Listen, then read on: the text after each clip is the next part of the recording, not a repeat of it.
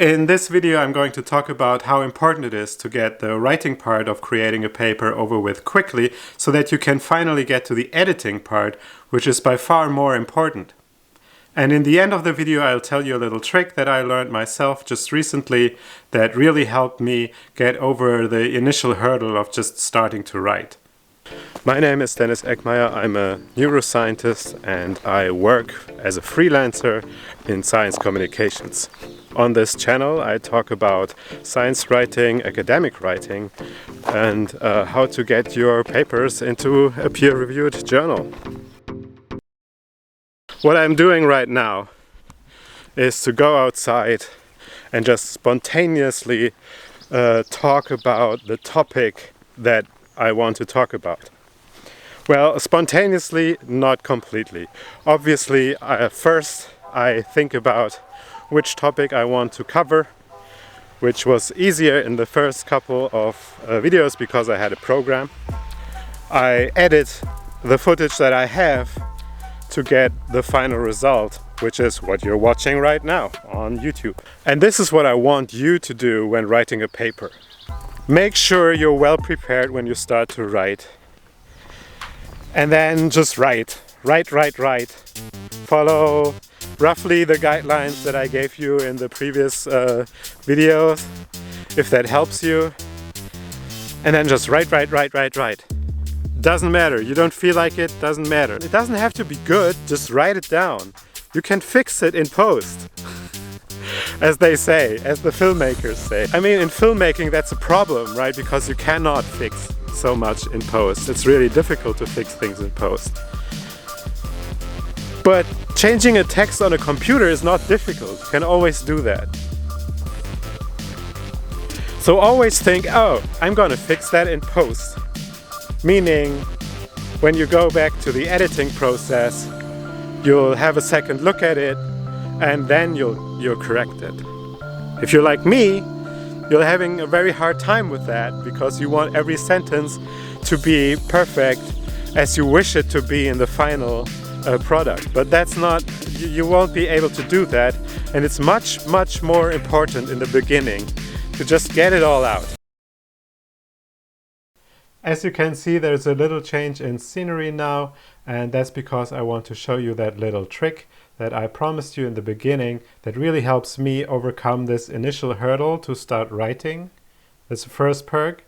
The second perk is that, for example, if I write a video script, then I want it to be lively, and this method really helps me to write something that sounds very natural. And the third perk is that it takes away the opportunity to immediately edit the written text. And that little tip is to simply use speech to text. That's something that is actually quite common right now. So if you already know how to do that, that's it for the video. I recommend using speech to text so that you start dictating your text and then you already have something that you can edit instead of having to write everything and then, have all the trouble that I just mentioned. Alright, so for those of you who haven't used speech to text yet, there's a very easy way to get to there. So just for demonstration purposes, I use Google here.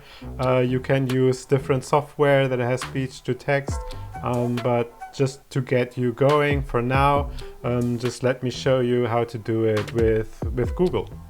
So you go to docs.google.com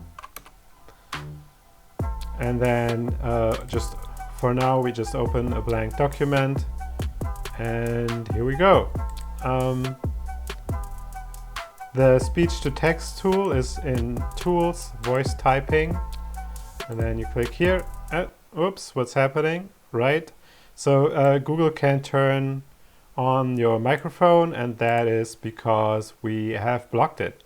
So if you're in Chrome, then up here you have a little icon that is this little camera symbol here with a little red X on it, and then you can go on Always Allow. After reloading the page using Ctrl F5, we go back to Tools, Voice Typing, and click here. It shows you that it's working now.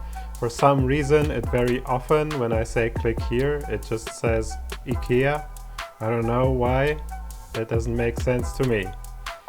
Anyway, so there are some glitches there, but overall, the speech-to-text in Google Docs actually works pretty smoothly. So yeah, there are command words that you can use to put in periods, etc.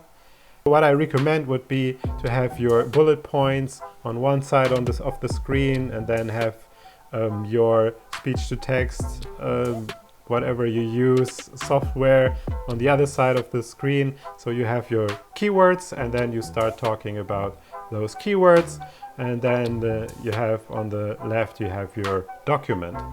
So to me it's much easier to have like this kind of fluid way where you naturally can speak with the computer.